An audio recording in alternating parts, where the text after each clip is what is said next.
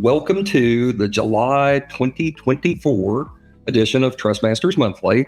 Today we have a very, very special guest joining us, an industry expert, a knowledge leader, best-selling author, friend, amongst other things, Christian Hyatt. Christian, welcome. Thanks, Patrick. Thanks for the intro. Oh, yes. And again, Christian, thanks for joining us today. For our listeners, we have a little bit of a unique situation today, and that Christian is able to join us at roughly the same time that we've released our 2024 compliance benchmark report. And so, Christian, because of the nature of what you do and what you've done throughout the course of your career, I hope that we could talk a little bit about your experiences and make ties and references back to our compliance benchmark report, if that works for you. That sounds great. I'm excited. I love that report, by the way. I read it. I'm a reader. I'm one of the downloads that you guys get. So thank you for that hard work putting that out. Of course. And for those listeners that have yet to download the report, we'll link that for you. Please take advantage of that resource. It is research that we've invested in for 4 or 5 years now, and we absolutely believe in. So again, please take the time to download the report at your convenience. Before we do kick things off, though, Christian, for those viewers who might not necessarily know about you and your organization, maybe you could tell them a little bit about yourself. Yeah, absolutely. So I'm the CEO and co-founder of Risk360. We just passed our 8-year anniversary, which some days it feels like it's been 8 days. Some days it feels like it's been 80 years, but it's been 8. So short and long at the same time. If you're not familiar with Risk360, what we do is we're a GRC and security company. So we help companies implement different programs. So if you're trying to get ISO certified, SOC 2, something around NIST, FedRAMP, HITRUST, alphabet super different compliance frameworks, we help companies implement those and get through the audits successfully. And then if you're at a company that has no GRC professionals on the other end, sometimes we help with the whole program. You can outsource it to us. And then we have a GRC platform called Full Circle that companies can buy and that we use to execute all of our services.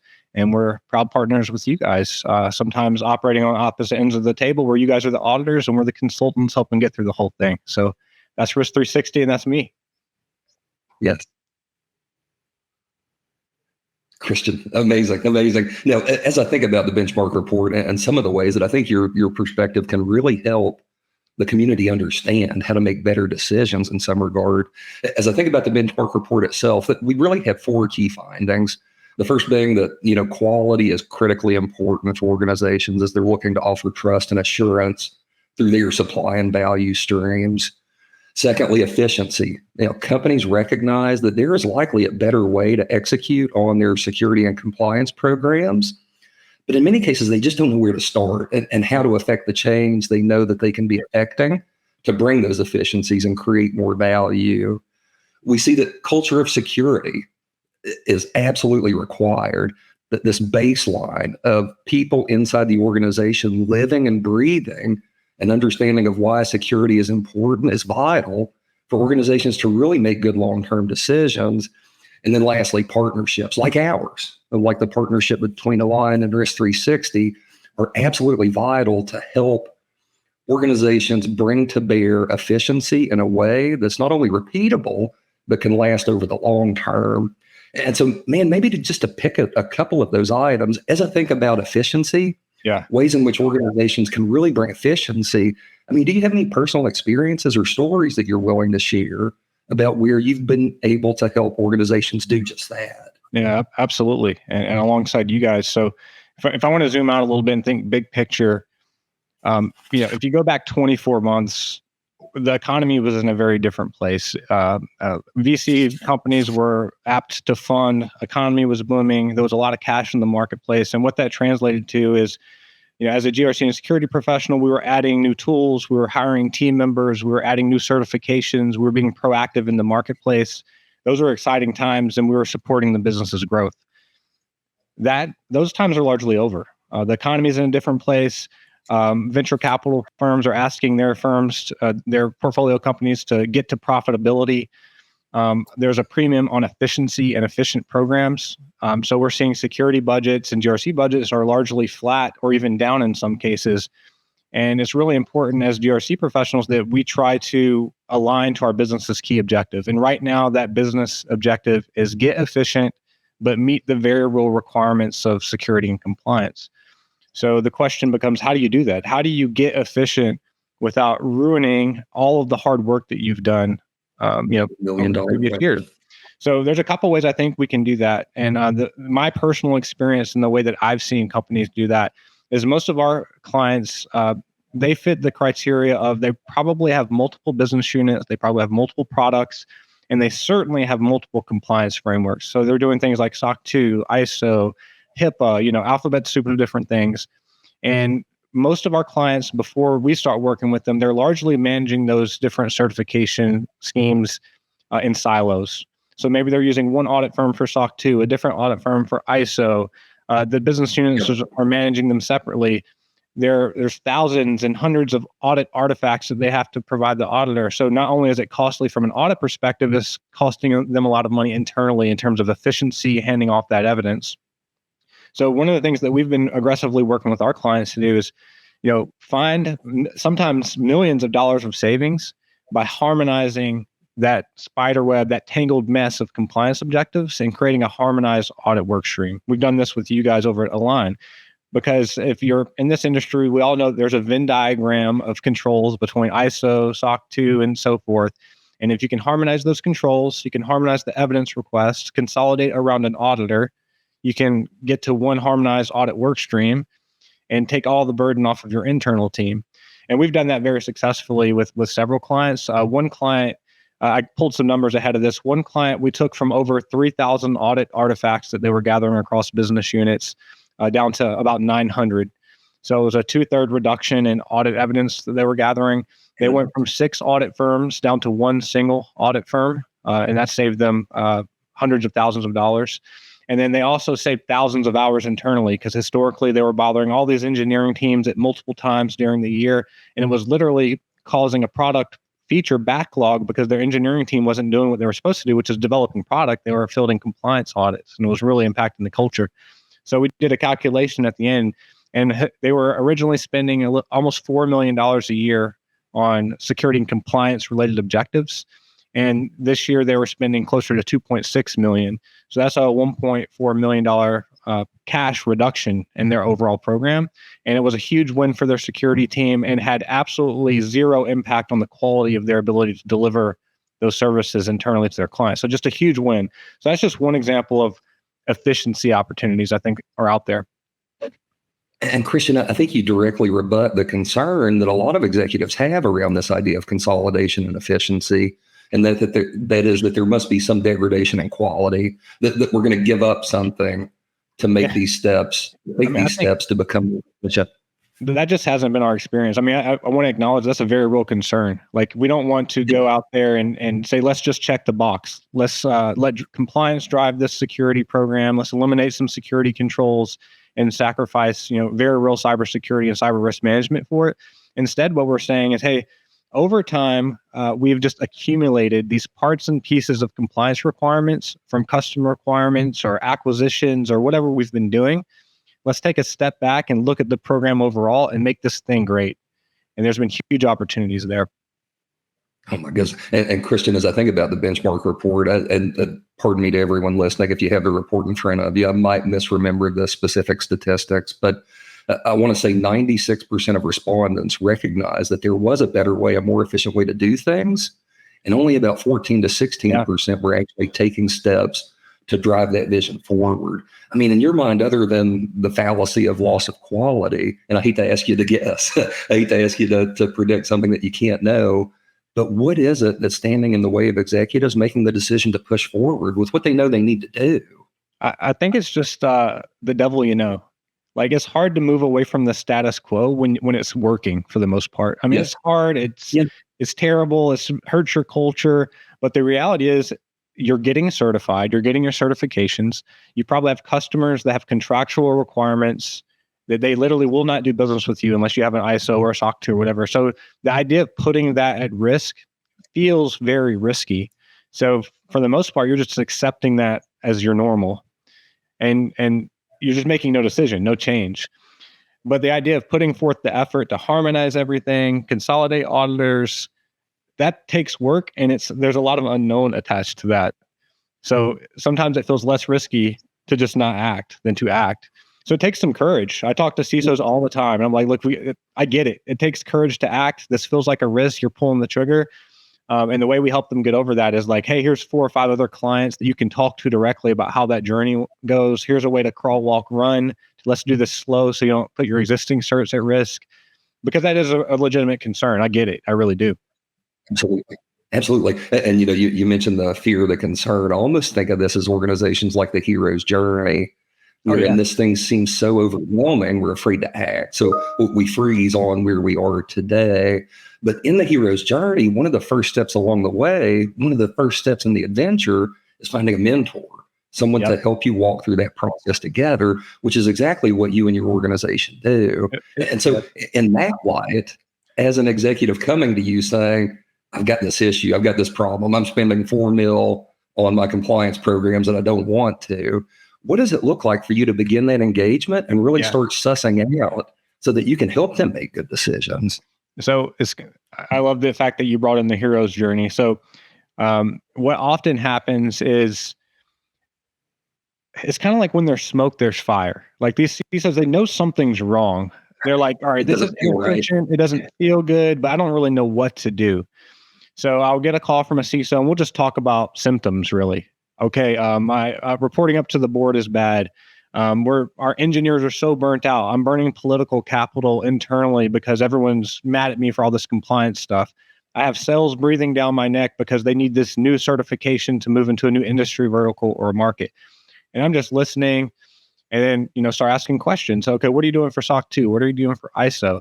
And then it kind of comes up, it's because we're managing these very separately. So we enjoy the bond of joint discovery where together we'll uncover the problem. Then another funny thing happens. If you talk to any other executive at that company, they don't share a vision for the problem. So we spend an incredible amount of time just getting all the decision makers and all the executives to agree on a problem statement. I'll literally have a slide up on our Zoom call and say, all right, guys, what's the problem? And we're just nailing down the problems. And then there comes a point where we turn the corner whenever everyone's like, wow, we all agree on the problem. Now the hard next step is, this one thing, this is the problem. Then we start this journey of, okay, well, ignoring how we get there, what do you want the future state to look like? And people will use words like, I want it to be scalable. I want it to be cost efficient, kind of big picture words. Then you get everyone to agree on that. All right, here's the problem. Here's the desired future state. All the executives are excited. They see that. Now it's an easy problem because now it's like, how do we bridge the gap between problem and future state? And often that's something like harmonizing the program, consolidating auditors, outsourcing a piece of the program because everyone hates that piece of it. And then we can really get into problem solving. But at the executive level, it's number one step. So if you're on this call and you're a GRC professional, your team probably doesn't all agree on the problem. That's the first step. What is the problem? Once you nail that down, get everybody to agree on the desired future state, and then just figure out how to bridge the gap. And that's been so successful for us because formerly it was just such a complex problem to even broach that it was hard to get anyone to agree to solve it. Well, and I think a lot of the issue is that these things almost feel squishy. We know we have this problem, but how do I validate that this is a problem in data? To your point, we want more efficiency. What does that actually mean? How do we measure those sorts of things? And so it's almost like you have an opportunity to walk a balanced scorecard where we take these kind of high level objectives and build a plan that allows us to execute really, really consistently with very explicit goals. Yeah. The other thing that we're seeing too, and I'll bet we'll get some amens on the call here, is there's a lot of marketplace confusion. So let me tell you what I mean. So the first thing that happens is people say, well, why don't we automate all of this? And there's some great tools in the marketplace that's making huge strides on automation. But the reality is if you have a very complex organization and you have customized tools or customized configuration, you're not just going to press a button and automate everything.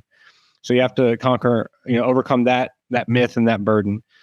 The other thing is when it comes to mapping controls, that's not theoretically that hard. There's 1,000 mappings that you can download.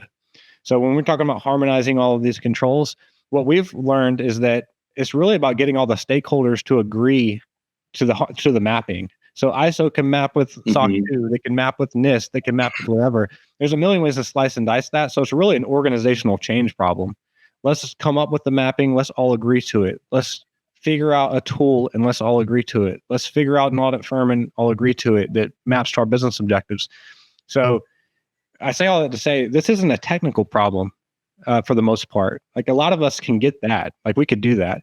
It's like an organizational change problem and getting everyone to agree and apply efforts to do it. And that's a different type of problem that we historically as professionals haven't been used to solving. Yeah, and along those lines, and maybe a little bit different perspective on this for a different question, honestly, as you think about executive focus, the executives that you interact with, do you think most of them see value in their compliance programs? Do you think that for many executives, this is a check the box exercise because we know we have to do this in order to retain X contracts? Yeah, I wrote this white paper called the 5 CISO archetypes, where I talk about the different archetypes of security leaders. I bring that up because I think there's a little bit of both. It depends on the archetype. Yeah. I think there's certainly some leaders out there who, for the most part, believe compliance don't add a lot of value. They're a little cynical about compliance. They don't think it neatly maps to security. And then I think there's other types of security leaders who see how compliance can reinforce, can provide assurance, can be the hammer that can enforce more security, or tools that can make security. The irony is, I think whatever you believe is true, because ultimately, if you believe that thing, that's probably what becomes true in your organization. You'll act in accordance with beliefs. Yes. Yeah. So my belief is, and what I coach my CISO clients and friends to do is partner with compliance. Like, be clear. The number one thing and one of the hardest thing for an executive to do is be clear. Like, what is your objective and what do you want done? And then once you're clear about that, work in partnership between security and compliance and make sure you're working hand in glove to support those initiatives. And I've seen some organizations do that with fantastic results, where compliance truly supports and reinforces security, adds huge amount of value to the business, helps partnerships with the sales team, so they have all the words that they can say to their customers, where compliance becomes a competitive advantage because you can provide assurance that you have a really secure product. I mean, I've seen the best organizations are doing that. Some organizations are not doing that, and there's a huge opportunity to kind of change that philosophy, I think. And Christian, you hit on something really important. And for the readers, I'm actually going to quote from Christian's latest book, The Security Team Operating System. Incredible work. But you hit on the importance of the alignment between compliance, security, and the business goals, the business mission. Yep. And just really quickly, you say, if you're struggling to map your security team's purpose back to the organization's broader objectives, here's a secret. There are only 3 reasons a business relies on its security team. Number 1, risk management.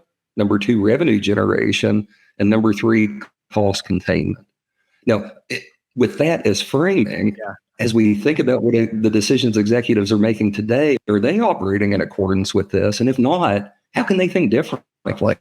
Yeah, so I think our natural tendency is, like security-minded people, is we're doing security for risk management. We want to prevent the breach. We want to keep the bad guys out. We want to protect the data. We want to, those things. That's risk management.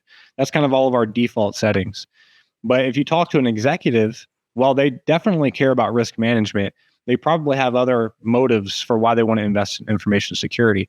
And the two others that I'll point out is revenue generation. So security aligns to meeting contractual commitments, or your ability to articulate your security posture to a partner to close that deal.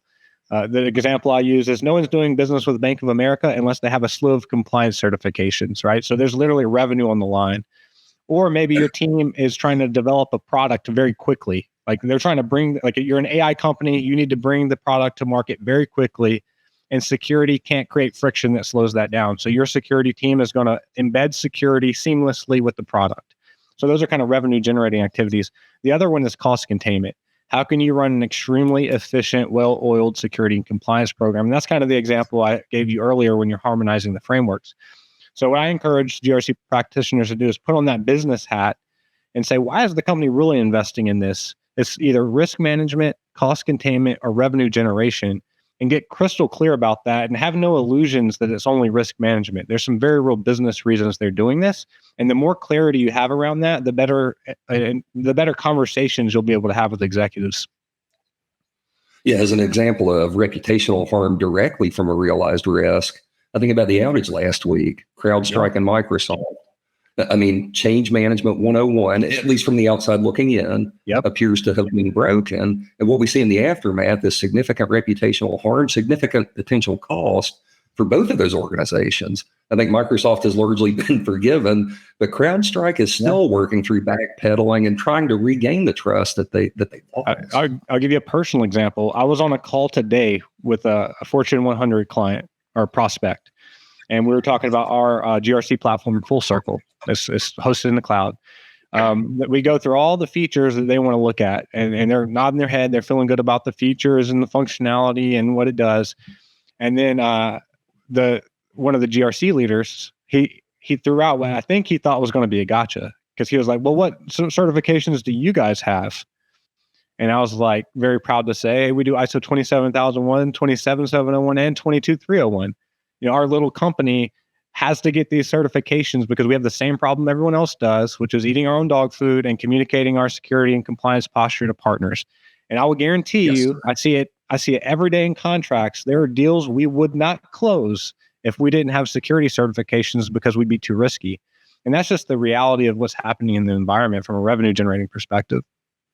And from a quality perspective, in your experience, have you found that the quality of reporting actually influences the decisions that buyers are making as they do look at potential vendors? Absolutely. So two things I'll say on the quality of the report. So first, let me give the CEO's perspective, because that's might be something that companies often don't get. So my perspective on the reason we get audit reports, the reason that we first got the audit reports was because I had to tell customers I wanted to eat our own dog food because we provide these services, and I wanted to provide our customers assurance. The additional value that I found on being ISO certified as a company is that the bigger Risk 360 gets, like, I'm further and further removed from the tactics. So steering the ship becomes harder and harder. So a few things that we've done, for one, is we've stood up an internal QA process. So we have our own internal audit function that QAs our deliverables as well as our internal processes. I get those results. I also get, ISO requires an internal audit. So we get an internal audit, we get a penetration test, and we get the results of the external audit. So because we are audited formally, the rigor inside of our company it's just raising the bar. And the level of visibility I get as an executive is much more than I would otherwise get because of the rigor of these processes. So I absolutely do not want the lowest cost auditor that I could find in the marketplace. I know this market very well. I could go find that. I could go find a check the box auditor. I don't want that. I want someone who's going to hold my team accountable and give me a lot of visibility. So I think that's exactly what executives at other companies want too. They don't want the bottom bar. They want a really good bar, high quality audit report. So that's one perspective. The other perspective is the market knows the difference. If you hand over a report that has bad audit quality, I mean, everyone's watching this knows. You can spot it. You will read that report and it will do more harm than good, either because the firm has a bad reputation or the words you're reading do not make sense. There's folks out there right now issuing $1,500 SOC 2 reports, and everyone knows that you cannot audit 50 or 100 controls for $1,500. It's just not happening. Your quality opinion, yes. Absolutely. So 100%, there is a discerning eye out there, and people are taking that very seriously. I mean, one of the questions we get asked is, well, who's your audit firm? And what are all these, they want enhanced details and a questionnaire. So the market really does care. And I think they care more now than they did a year or two ago, because the market's kind of, they're acknowledging the presence of these lower quality firms. So they're adjusting how they're thinking about it. And not only are they asking for a SOC 2 report, they're asking for a quality SOC 2 report. Not only are they asking for an ISO certification, but they're asking for an ANAB or UCAS or whatever accredited ISO certification, especially if you're working with the big players out there. So it really does matter. Yeah, it's interesting. You mentioned earlier about budgets being frozen, in some case diminished. I think about ISACA's a definition of governance. ISACA says governance is this value creation process wherein we recognize desired outcomes at optimized risk and cost, not minimal risk and cost, but optimized risk and cost. Yeah. And I think for so many organizations, making the determination of their audit partner, their advisory partners for that matter, is very much about value creation. They have to determine what it is that they really want to create and then make risk and budget decisions in a fashion that supports that in the most optimized way, not the minimal way. Absolutely. What we see is this indirect relationship between cost and risk. Generally, as cost of an assessment goes down, risk for omissions increases, at least from my perspective. And so I think it's a very, very important thing and a very, very important consideration. It's also one of those things that doesn't matter until it does. Like, there is a world where you might go a couple years and no one bat an eye. But then all of a sudden you lose $100,000 or $1 million contract because you're bad audit quality, and all of the cost savings that you got from going with a low quality just go out the door. The other thing I'll mention is I have a little bit of a plea to the industry. So if you look at the EU, for example, a highly regulated state. I mean, there's already AI regulation hitting the market over there. They have GDPR. A lot of regulation. Yeah, over here in the United States, for better or worse, we have we're self-governing largely. It's dictated by contractual agreements, B2B requirements. So if you look at security, there's not really regulation driving our industry. It's one business deciding to do business with another business. So it's important that we keep the bar high when it comes to assurance, because we have to hold each other accountable. And in the instant the industry loses trust in those assurance mechanisms, we're in big trouble, because either the government's going to have to step in and regulate, or the bar for businesses to do business with each other is just going to go out the window. So I think, we have a professional responsibility as auditors, as assessor firms, whatever we are, to do high quality work. Take some pride. We should take some pride in the work we do. Not only do we have a professional responsibility to take pride in the work that we do, but I believe that we have a responsibility to educate the market about those things that they need to be considerate of, so that people don't walk into these decisions blindly. And I think about the partnerships that you're creating, and you and Risk 360 do just an outstanding job of helping educate buyers, helping educate organizations so that they know what it is that they really need to be thinking about. Yeah. So the value of those partnerships, in my mind, is unquestioned. Yeah, one of our marketing philosophies is outteach the competition. So we're not a marketing firm, so we're like, we'll do the thing we know how to do. We know how to teach things. So we started creating YouTube videos about ISO 27001 or SOC 2. We created a few courses on Udemy and or on our website and released them for free. We put out thought leadership, and hopefully that builds a goodwill with the marketplace. But to your point, like, the thing we're trying to do is educate people. And when we're working with CISOs, sometimes there's this cynical attitude that, executives don't care. They're just disconnected. They don't care about security, so check the box. And I'll challenge security leaders on that. I'm like, hey, all right, what have you done to understand the business objectives and articulate with conviction why security and compliance matters to that executive to try to change their mind? And sometimes you can't change the executive's mind. It's above and beyond you. But often you can. If they had the right information, you could influence them to take security and compliance very seriously and change the organization for the better. So I always challenge security leaders, like, don't be cynical. Live in a world where you can make a difference. If only you had the right thing to say, then learn what to say and go do that thing. And for those viewers that are sitting in a position today where you've crystallized your thinking around how to build a compliance program or a security program, I would challenge you, much like Christian has just now, to not seize and freeze on the old way of doing things. We're in a very different environment today than we were even 3 years ago, with the advent of so many GRC platforms, with organizations, again, like Risk 360, that have developed not just an expertise, but a very real practical expertise in creating control mappings and creating new ways of living and being inside security and compliance programs. And with organizations like A-LIGN that come along in partnership, in concert with advisory groups and the customers themselves, to evaluate, to offer feedback, to offer assurance to the market that these companies are doing the right thing. And that said, Christian, maybe a little bit different question from where we've been. The value of partnerships. I mean, maybe if you have an opinion on the value of the partnership that we've created between A-LIGN and Risk 360, what can the market expect to receive as a benefit from choosing to do business with us as partners? Yeah, I think one of the trends I see in the marketplace is the emergence of specialists. Like, people are really finding their niches and becoming excellent at those things. So within our industry, like, for example, Risk 360, we have centers of excellence around SOC 2, ISO 27001, FedRAMP, like I say, the alphabet soup of different compliance requirements.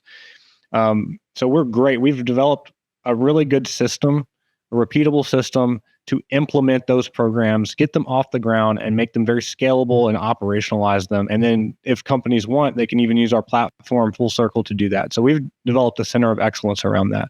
Amazing. Meanwhile, your company, A-LIGN and others, they're developing centers of excellence around how to audit those programs really well at scale, acknowledging the market's issues, the desire for efficiency, the balance of audit quality, the staffing mix that you need to have, the global footprint you need to have, and on all that stuff. So there's truly specialists in this marketplace. So if you're a company, you're probably in a place where you need consultants, like you need good vendors that can help you navigate these processes as emerging frameworks come up, or maybe you're trying to get a program off the ground, and you need good auditors, and both of them are going to work together and be partners with your organization. And rarely do you not need both of those in concert in some fashion. And I think because we know and trust you guys, you know and trust us, that there's just great opportunities to engage with firms that are partnering like this all over the industry and build great things together.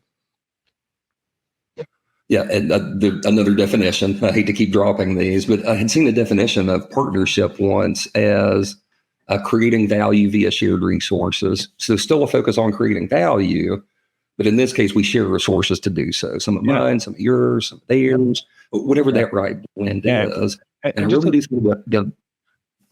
Absolutely. Sorry, Patrick. Yeah, just specifics too, man. It's like, all right, it's great to say we're a partner or anybody. Like, oh yeah, these two people working together is great.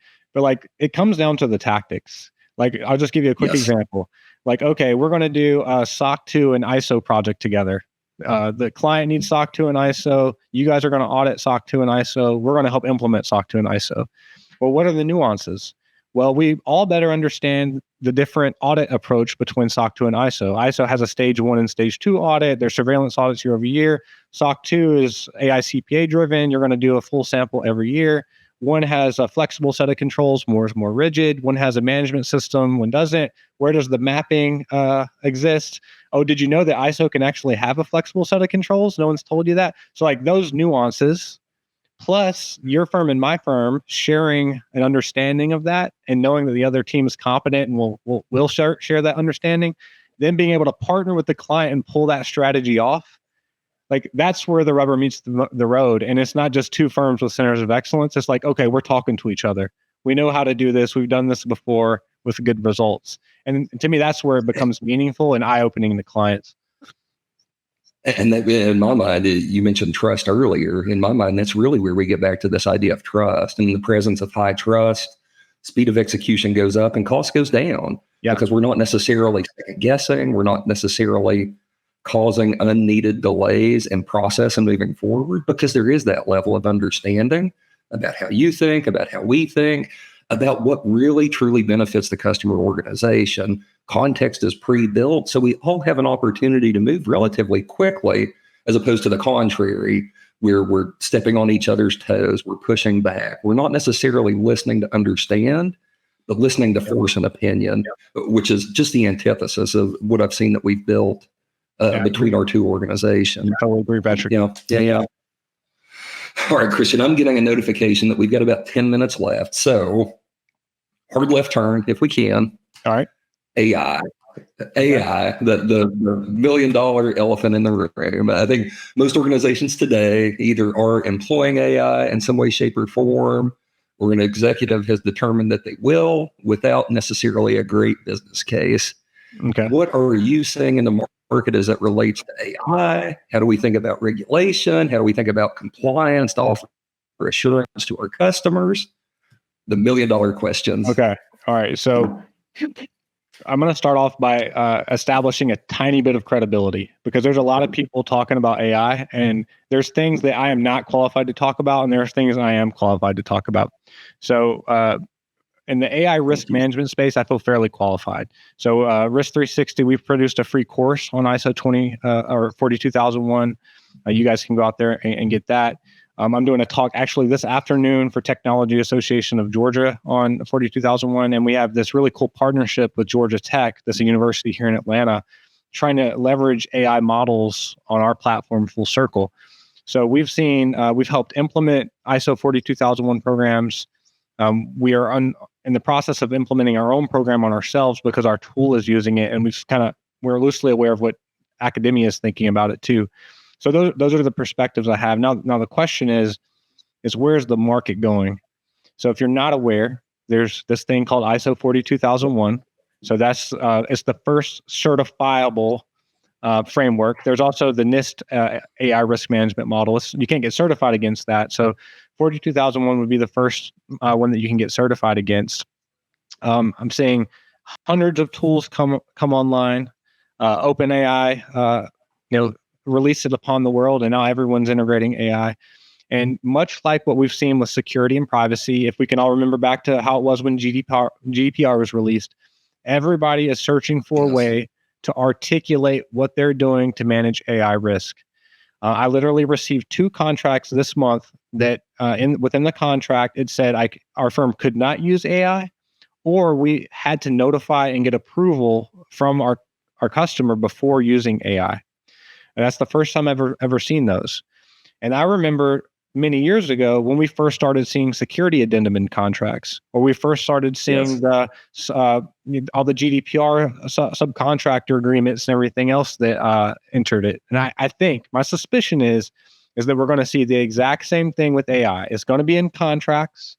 It's going to be in security and risk management questionnaires.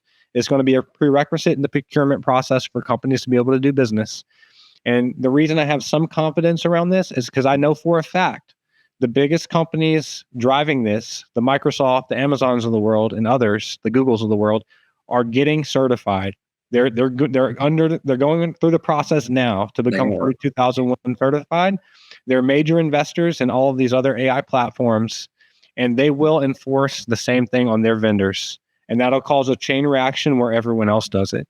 So in my mind, it's not if AI and AI risk management is going to be a thing. It's just a matter of time. So now's the time to start educating yourself on those frameworks and what that means for your organization. And if you're using AI at all, it might be time to start thinking about your own certification journey and how that's going to look for you. So that's my take on it. Yeah, at the very least, your organizational context. If you are using AI, just have a firm understanding of how, where you exist in the overall ecosystem in the grand scheme of things, so that you can have a defensible position when these contracts do come. And Christian, I'm much like you. I see regulation like the EU AI Act, which has been written into the official journal now, so the clock is ticking. I see in the United States where we still value innovation over regulation, but I see states like Utah, Colorado, actually formalizing and ratifying legislation around AI control. But man, like you, I see this really being a thing, at least here in the States, driven by the market and market pressures through businesses saying, hey, we're not doing business together if you can't offer me assurance that what you're doing is reasonable, responsible, and is protecting the privacy and security of my data. I'm really seeing that being the tipping point wherein organizations will need to evaluate and offer assurance that they are doing the right things. Yeah. That coupled with the idea that organizations will not escape AI use. I mean, I'm certain there are instances, so I hate to paint with such a broad brush, but it's everywhere. It has absolutely become ubiquitous at this point. Yeah. And so let's not bury our head in the sand.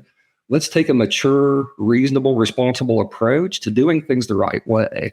And honestly, Christian, and I hate to point this back to what you're doing at Risk 360, but I think in many ways that starts with opening up a conversation with you and your team about how, as an executive, I can think about ensuring that I do have appropriate management systems and appropriate governance in place to offer that assurance that my customers are going to be looking for. Yeah, absolutely. We just did a few weeks ago, I did a talk at Rocky Mountain Information Security Conference in Denver. And it was actually a case study where we went through an example of a company leveraging AI and then just walked through some of the principles from ISO 42001 and how you would implement that in real life. And there were companies from Fortune 500 companies, manufacturing, high-tech companies. And what I realized through doing that was a couple things. One is almost everyone is using AI. Either they're building their own large language models and their own chatbots internally, or they're leveraging a third party. So questions like, what does an acceptable use policy look like now that AI is here? Or how should we think about AI in our change management and development process? When would I trigger an AI impact assessment to consider the risk? So like all of these types of questions are very real across the industry, and including industries you might think would typically be late adopters for some of this. So just huge education opportunity. And I think if you want to get your leg up as a GRC professional, understanding AI risk, like you can't go wrong. This is going to be, it's going to be security, privacy, and AI risk. I think those are going to be some new pillars that we'll see in our industry. And Christian, to your point earlier, we do see some really good framework, some really good informational documents out there today to help leaders think about risk as it relates to employment of AI, 42001, the NIST AI RMF. As you think about really appropriate next steps for those organizations, is it a matter of freezing and saying, hey, we're not going to use AI at all? Is it a matter of really stepping back and recognizing where we are in the present and then trying to align the new requirements with what they're doing with their existing compliance and security programs? Yep. I mean, do you have an opinion or maybe some coaching for our viewers? Yeah, I mean, I think there is no freezing. So like that's not even on the table. You could try to freeze and stop doing things. And I know you know that, Patrick. No one's doing that. So we have to live in the reality. And even if we wish our company would freeze, they won't. The thing I'm saying is the best first step is decide who in your organization should even be thinking about AI risk. So I've been talking to a lot of organizations, and naturally the people who are thinking about it seem to be the people who have historically thought about security and privacy, although they haven't been granted the authority to think about that problem. So there's a little bit of lack of role clarity. Also, I've seen product teams who are thinking about AI risk management. So what I've been coaching clients to do is like, hey, first of all, like who in your organization should be handling this? Like maybe it's part of your traditional security risk council or your risk council if you have something like that. Maybe you don't even have a forum to talk about overall risk. You need to create that forum. So first of all, like who are the people responsible for that? So take some initiative and make that decision. And then secondarily, once you have that committee, I mean, I hate to be the guy, but like you kind of got to do a risk assessment, because are you adopting AI tools like OpenAI or something? Are you building a custom tool? Are you integrating with OpenAI? Are you doing something completely new and innovative that you need to think through? And then based on what your organization is doing, that's when you need to decide the go forward strategy on whether formally adopting a framework makes sense or elements of a framework or whatever might make sense from there. But starting point is like who should handle this problem. That seems like maybe that seems too early, but that's really where we're at. Is like people don't even know who should be talking about this problem right now. Right. What is it they say? When two or more people are accountable, no one is, or when two or more people are responsible, no one is. So I think to your point, designating accountability. That's it. I mean, I just had a call yesterday, and it was the head of security, and it was a product guy creating product, and they took the initiative because they're like, hey, we're thinking about doing stuff with AI. What do you think? What should we be doing? So we're talking about that. And then I started asking questions like, well, have you seen it in contracts? What tools are you using? Is procurement involved? Who leads legal? And then all of a sudden they were writing down this stakeholder list, and they're like, dude, this is our risk council. These are all the same people that's on our risk council. And I was like, great, we should probably get them together and make a decision if you should be talking about this. And it was like a no-brainer. Like once everyone realized that was a problem, they're like, oh yeah, of course that's the first step. But I just think that's where we are right now, is we got to figure out who at the organization is going to start solving the problem. Yeah. And then we've got about a minute left. So I kind of want to ask a really generic question. Sure. With 42001, I know Risk 360 does advisory and readiness work around 42001. You'll help organizations think through and build their AI management systems. In your experience, is there an opportunity for integration or overlap for existing management systems? Is that something executives should assume is possible as they come into these engagements? Absolutely. The whole harmonization strategy I talked about with the security frameworks also exists with 42001. Awesome. Briefly, if you're already doing ISO, it's called a management system. So if you're doing 27001, if you want to ever add on any other ISO framework, it becomes what's called an integrated management system. So if you're doing any of that, just know, ask your auditor, ask Risk 360, whoever, how do I integrate this with my existing work? Because it's absolutely something that can be streamlined from an audit perspective and an implementation perspective. Christian Hyatt, I cannot thank you enough. Thank you so much for joining us, for offering your expertise to viewers today. For our viewers, you'll see a note. If you could stay on and answer a survey for us at the end, we'll do our best to follow up with questions that have been dropped in the chat. And then please come back next month where we hope to offer even more value. Christian, thank you. Super grateful for you. Thanks everybody. It's a pleasure.